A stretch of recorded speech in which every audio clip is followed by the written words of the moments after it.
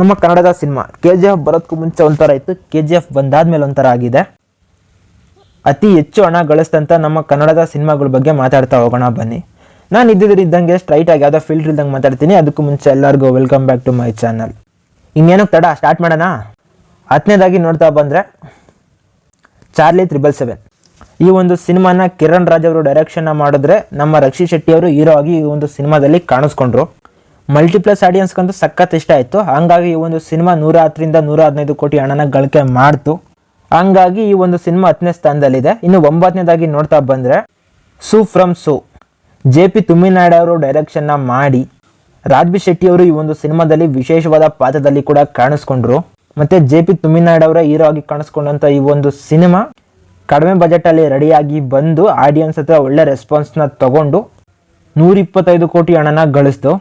ಈ ಒಂದು ಸಿನಿಮಾ ಈ ವರ್ಷದಲ್ಲಿ one of the biggest blockbuster cinema ಅಂತ ಹೇಳಿದ್ರೆ ತಪ್ಪಾಗಲ್ಲ. ಈ ಒಂದು ಸಿನಿಮಾ ಹೈಯೆಸ್ಟ್ ಹಣನ ಗಳಿಸಿರೋ ಲಿಸ್ಟಲ್ಲಿ 9ನೇ ಸ್ಥಾನದಲ್ಲಿದೆ. ಇನ್ನು 8ನೇದಾಗಿ ನೋಡ್ತಾ ಬಂದರೆ ಜೇಮ್ಸ್, ಚೇತನ್ ಕುಮಾರ್ ಅವರು ಡೈರೆಕ್ಷನ್ ಮಾಡಿದಂಥ ಸಿನಿಮಾ. ಅಷ್ಟೇ ಅಲ್ಲ, ನಮ್ಮ ಅಪ್ಪು ಅವರ ಕೊನೆಯ ಸಿನಿಮಾ ಇದು. ಆ ಒಂದು ಸೆಂಟಿಮೆಂಟಲ್ಲೇ ಬಂತು. ಈ ಒಂದು ಸಿನಿಮಾ ರಿಲೀಸ್ ಆಗೋ ಟೈಮಲ್ಲಿ ಪುನೀತ್ ರಾಜ್ಕುಮಾರ್ ಅವರು ಇರಲಿಲ್ಲ. ಈ ಒಂದು ಸಿನಿಮಾ 150 ಕೋಟಿಗಿಂತ ಜಾಸ್ತಿ ಹಣನ ಗಳಿಕೆ ಮಾಡ್ತು. ಹಂಗಾಗಿ ಈ ಒಂದು ಸಿನಿಮಾ 8ನೇ ಸ್ಥಾನದಲ್ಲಿ ಇದೆ. ಇನ್ನು 7ನೇ ಸ್ಥಾನದಲ್ಲಿರೋ ಸಿನಿಮಾ ಯಾವುದಪ್ಪ ಅಂದರೆ ಕಾಟೇರ. ತರುಣ್ ಸುಧೀರ್ ಅವರು ಡೈರೆಕ್ಷನ್ನ ಮಾಡಿ ನಮ್ಮ ದರ್ಶನ್ ಅವರು ಹೀರೋ ಆಗಿ ಕಾಣಿಸ್ಕೊಂಡಂಥ ಸಿನಿಮಾನೇ ಇದು. ಈ ಒಂದು ಸಿನಿಮಾ 150 ಮತ್ತು 200 ಕೋಟಿ ಒಳಗಡೆ ಕಲೆಕ್ಷನ್ನ ಮಾಡಿದೆ. ಅಂದರೆ ಎಕ್ಸಾಕ್ಟ್ ಫಿಗರು ಎಲ್ಲೂ ಇಲ್ಲ. ಹೌದು, ಅವಾಗ ಪೋಸ್ಟರ್ಗಳು ಬಂದವು, ಬಟ್ ಪ್ರೊಡ್ಯೂಸರ್ ಆದಂಥ ರಾಕ್ಲೈನ್ ವೆಂಕಟೇಶ್ ಯಾವುದನ್ನು ಕೂಡ ಕರೆಕ್ಟಾಗಿ ರಿವೀಲ್ನ ಮಾಡಲಿಲ್ಲ. ಹಂಗಾಗಿ ಈ ಒಂದು ಸಿನಿಮಾ 150 ಕೋಟಿಗಿಂತ ಜಾಸ್ತಿ ಹಣನ ಗಳಿಕೆ ಮಾಡಿದೆ. ಹಂಗಾಗಿ ಹೈಯೆಸ್ಟ್ ಗ್ರಾಸರಿಂಗ್ ಲಿಸ್ಟಲ್ಲಿ 7ನೇ ಸ್ಥಾನನ ಪಡ್ಕೊಂಡಿದೆ ಇದು. ಇನ್ನು 6ನೇ ಸ್ಥಾನದಲ್ಲಿರೋ ಸಿನಿಮಾ ಅಂದರೆ ವಿಕ್ರಾಂತ್ ರೋಣ. ಅನೂಪ್ ಭಂಡಾರಿ ಅವರು ಡೈರೆಕ್ಷನ್ನ ಮಾಡಿಬಿಟ್ಟು ನಮ್ಮ ಕಿಚ್ಚ ಸುದೀಪ್ ಅವರು ಹೀರೋ ಆಗಿ ಕಾಣಿಸ್ಕೊಂಡಂಥ ಸಿನಿಮಾ ಇದು. ಈ ಒಂದು ಸಿನಿಮಾ 200 ಕೋಟಿಗಿಂತ ಜಾಸ್ತಿ ಹಣನ ಗಳಿಸಿದೆ. ಹಂಗಾಗಿ ಈ ಒಂದು ಲಿಸ್ಟ್ನಲ್ಲಿ 6ನೇ ಸ್ಥಾನನ ಪಡ್ಕೊಂಡಿದೆ ಇದು. ಇನ್ನು 5ನೇದಾಗಿ ನೋಡ್ತಾ ಬಂದರೆ KGF. ನಮ್ಮ ಕನ್ನಡ ಇಂಡಸ್ಟ್ರಿನೂ ಅಷ್ಟೇ, ಆಫ್ಟರ್ KGF ಬಿಫೋರ್ KGF ಅಂತ ನಾವು ಡಿವೈಡ್ ಮಾಡ್ಬೋದು. 50-60 ಕೋಟಿ ಕಲೆಕ್ಷನ್ ಮಾಡೋದಕ್ಕೂ ಹಿಂದೆ ಮುಂದೆ ನೋಡ್ತಿದ್ದಂಥ ಟೈಮ್ ಅದು. ಅಂಥ ಟೈಮಲ್ಲಿ ಈ ಒಂದು ಸಿನಿಮಾ 250 ಕೋಟಿಗಿಂತ ಜಾಸ್ತಿ ಹಣನ ಗಳಿಕೆ ಮಾಡ್ತು. ಆವಾಗ ಈ ಒಂದು ಸಿನಿಮಾನೇ ಇಂಡಸ್ಟ್ರಿ ಹಿಟ್ ಸಿನಿಮಾ. ಬಟ್ ಆಮೇಲಿಂದ ಈ ಒಂದು ರೆಕಾರ್ಡ್ನ ಬೇರೆ ಸಿನಿಮಾಗಳು ಬ್ರೇಕ್ ಮಾಡಿದ್ವು. ಪ್ರಸ್ತುತಕ್ಕೆ ಈ ಒಂದು ಸಿನಿಮಾ 5ನೇ ಸ್ಥಾನದಲ್ಲಿದೆ ಅತಿ ಹೆಚ್ಚು ಹಣ ಗಳಿಸಿರೋ ಲಿಸ್ಟಲ್ಲಿ. ಇನ್ನು 4ನೇದಾಗಿ ನೋಡ್ತಾ ಬಂದರೆ ಮಹಾವತಾರ್ ನರಸಿಂಹ. ಇದೊಂದು ಆನಿಮೇಷನ್ ಸಿನಿಮಾ. ಇದು ನಮ್ಮ ಕನ್ನಡ ಅಷ್ಟೇ ಅಲ್ಲ, ಇಡೀ ಇಂಡಿಯಾದಲ್ಲಿ ಹೈಯೆಸ್ಟ್ ಕಲೆಕ್ಟೆಡ್ ಆನಿಮೇಷನ್ ಮೂವಿ. ಹೊಂಬಾಳೆ ಅವರು ರಿಸ್ಕ್ ತಗೊಂಡು ಮಾಡಿದಂಥ ಸಿನಿಮಾ ಇದು. ಅಶ್ವಿನಿ ಕುಮಾರ್ ಅವರು ಡೈರೆಕ್ಷನ್ನ ಮಾಡಿ ತುಂಬ ದಿನ ಕಷ್ಟಪಟ್ಟು ಈ ಒಂದು ಆನಿಮೇಷನ್ ಸಿನಿಮಾನ ಇದೇ ವರ್ಷದಲ್ಲಿ ನಮ್ಮ ಕಣ್ಮುಂದೆ ತೊಗೊಂಬಂದರು, ಅಂದರೆ 2025. ಈ ಒಂದು ಸಿನಿಮಾ 300ರಿಂದ 340 ಕೋಟಿಗಿಂತ ಜಾಸ್ತಿ ಹಣನ ಗಳಿಕೆ ಮಾಡ್ತು. ನಮ್ಮ ಇಂಡಿಯಾದ ಯಾವುದೇ ಸಿನಿಮಾ ಕೂಡ, ಅಂದರೆ ಆನಿಮೇಷನ್ ಸಿನಿಮಾ ಯಾವುದು ಕೂಡ 100 ಕೋಟಿನೂ ಕಲೆಕ್ಷನ್ ಮಾಡಿಲ್ಲ. ಇದು 300ರಿಂದ 340 ಕೋಟಿನ ಕಲೆಕ್ಷನ್ ಮಾಡಿ ಒಂದು ಬೆಂಚ್ ಮಾರ್ಕ್ನ ಇಲ್ಲಿ ರೆಡಿ ಮಾಡ್ತು. ಈ ಒಂದು ರೆಕಾರ್ಡ್ ಯಾವಾಗ ಬ್ರೇಕ್ ಆಗುತ್ತೋ ಗೊತ್ತಿಲ್ಲ. ಪ್ರಸ್ತುತಕ್ಕೆ ಈ ಒಂದು ಸಿನಿಮಾ ನಮ್ಮ ಕನ್ನಡದಲ್ಲೇ 4ನೇ ಸ್ಥಾನದಲ್ಲಿದೆ. ಅದು ಅತಿ ಹೆಚ್ಚು ಹಣ ಗಳಿಸಿರೋ ಲಿಸ್ಟಲ್ಲಿ. ಒಂದು ಆನಿಮೇಷನ್ ಸಿನಿಮಾ 100 ಕೋಟಿ ಕಲೆಕ್ಷನ್ ಮಾಡೋದು ಅಂದ್ರೇ ದೊಡ್ಡದು, ಅದು ನಮ್ಮ ಇಂಡಿಯನ್ ಮಾರ್ಕೆಟಲ್ಲಿ. ಅಂಥದ್ರಲ್ಲಿ ಈ ಒಂದು ಸಿನಿಮಾ 300 ಕೋಟಿಗಿಂತ ಜಾಸ್ತಿ ಹಣನ ಗಳಿಕೆ ಮಾಡಿದೆ. ಅದಕ್ಕಿಂತ ಕಿಕ್ ಕೊಡೋ ವಿಷಯ ಇನ್ನೇನು ಗೊತ್ತಾ, ಇದು ನಮ್ಮ ಕನ್ನಡ ಸಿನಿಮಾ, ಅದು ಇದಕ್ಕಿಂತ ಜಾಸ್ತಿ ಕಿಕ್ ಕೊಡುತ್ತೆ. ಈ ಸಿನಿಮಾ ಅತಿ ಹೆಚ್ಚು ಹಣ ಗಳಿಸಿರೋ ಲಿಸ್ಟಲ್ಲಿ 4ನೇ ಪ್ಲೇಸಲ್ಲಿದೆ. ಇನ್ನು 3ನೇ ಪ್ಲೇಸಲ್ಲಿರೋ ನಮ್ಮ ಕನ್ನಡ ಸಿನಿಮಾ ಯಾವುದಪ್ಪ ಅಂದರೆ ಕಾಂತಾರ ದಿ ಲೆಜೆಂಡ್. ಈ ಒಂದು ಸಿನಿಮಾದ ಹೀರೋ ಮತ್ತು ಡೈರೆಕ್ಟರು ನಮ್ಮ ರಿಷಬ್ ಶೆಟ್ಟಿ ಅವರೇನೆ.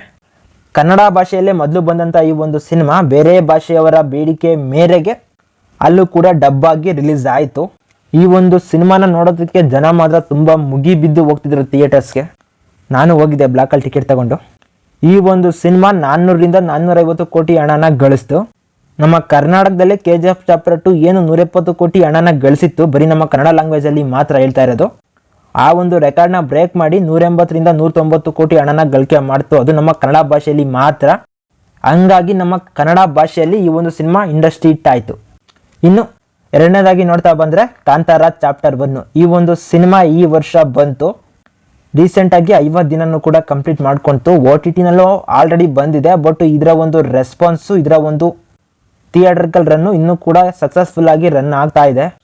ಅದು ನಿಜವಾದ ಸಿನಿಮಾದ ಪವರ್. ಅಂದರೆ 1000 ಕೋಟಿ ಕಲೆಕ್ಷನ್ ಆಗ್ಬೋದಾಗಿತ್ತು, ಬಟ್ ಮಿಸ್ ಆಯಿತು. ಯಾಕಂದರೆ ಆ ಟೈಮಲ್ಲಿ ಬೇರೆ ಸಿನಿಮಾಗಳು, ಬೇರೆ ಭಾಷೆಯ ಸಿನಿಮಾಗಳು ಕೂಡ ಬಂದಿದ್ವು, ಹಂಗಾಗಿ ಥಿಯೇಟರ್ಗಳು ಜಾಸ್ತಿ ಸಿಗಲಿಲ್ಲ. ಅದು ಒಂದು ರೀಸನ್ ಆಯಿತು. ಸೋಲೋ ರಿಲೀಸ್ ಆಗಿದ್ದಿದ್ರೆ ಟಾಪ್ 1 ಲಿಸ್ಟಲ್ಲೇ ಇದಿರೋದೇನೋ ನಮ್ಮ ಕರ್ನಾಟಕದಲ್ಲಿ. ಪ್ರೆಸೆಂಟು ಈ ಒಂದು ಸಿನಿಮಾ 900 ಕೋಟಿ ಹಣನ ಗಳಿಕೆ ಮಾಡಿದೆ. ಈ ಒಂದು ಸಿನಿಮಾ ನಮ್ಮ ಕರ್ನಾಟಕದಲ್ಲೇ, ಅದರಲ್ಲೂ ನಮ್ಮ ಕನ್ನಡ ಭಾಷೆಯಲ್ಲೇ 250 ಕೋಟಿಗಿಂತ ಜಾಸ್ತಿ ಹಣನ ಗಳಿಕೆ ಮಾಡಿದೆ.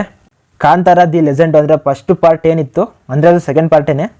ಆ ಒಂದು ಸಿನಿಮಾ 180ರಿಂದ 190 ಕೋಟಿ ಹಣನ ಗಳಿಕೆ ಮಾಡಿತ್ತು. ಇದು 250 ಕೋಟಿಗಿಂತ ಜಾಸ್ತಿ ಹಣನ ನಮ್ಮ ಕರ್ನಾಟಕದಲ್ಲಿ ಗಳಿಕೆ ಮಾಡಿತು. ಹಂಗಾಗಿ ನಮ್ಮ ಕನ್ನಡದಲ್ಲಿ ಈ ಒಂದು ಸಿನಿಮಾ ಇಂಡಸ್ಟ್ರಿ ಹಿಟ್ಟಾಗಿ ಚೇಂಜ್ ಆಗಿದೆ. ಇನ್ನು ಮೊದಲನೇ ಪ್ಲೇಸಲ್ಲಿರೋದು KGF ಚಾಪ್ಟರ್ 2. ಈ ಒಂದು ಸಿನಿಮಾ ನಮ್ಮ ಕನ್ನಡದ ಪ್ರೌಡ್ ಅಂತ ಹೇಳಿದ್ರೆ ತಪ್ಪಾಗಲ್ಲ. KGF 1 ಮಾಡಿದಂಥ ಕಮಾಲು ಮತ್ತು ಇಂಟ್ರೆಸ್ಟು ಅಂಥದ್ದಿಂಥದ್ದಲ್ಲ.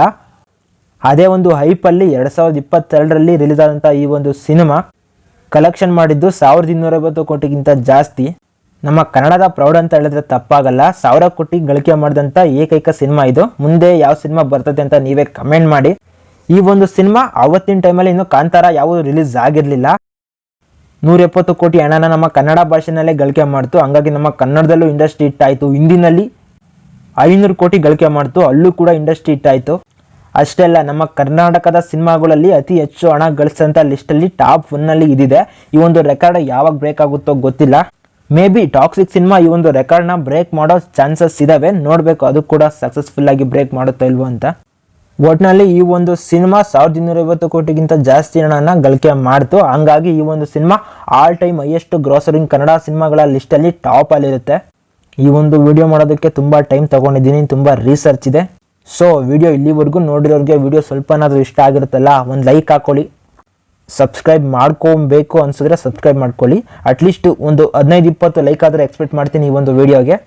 ಯಾಕಂದರೆ ಅವಾಗವಾಗ ಒಂದೊಂದು ವಿಡಿಯೋ ಸ್ವಲ್ಪ ರೀಚ್ ಆಗ್ತಾ ಇದೆ. ಈಗ ನೀವು ಲೈಕ್ ಮಾಡಿಲ್ಲ ಅಂದರೆ ಅದು ಕೂಡ ಆಗೋದಿಲ್ಲ. ಸೊ ಒಂದು ಲೈಕ್ ಹಾಕ್ಕೊಳ್ಳಿ. ನಾನು ಮತ್ತೆ ಸಿಗ್ತಾ ಇರ್ತೀನಿ. ಬಾಯ್.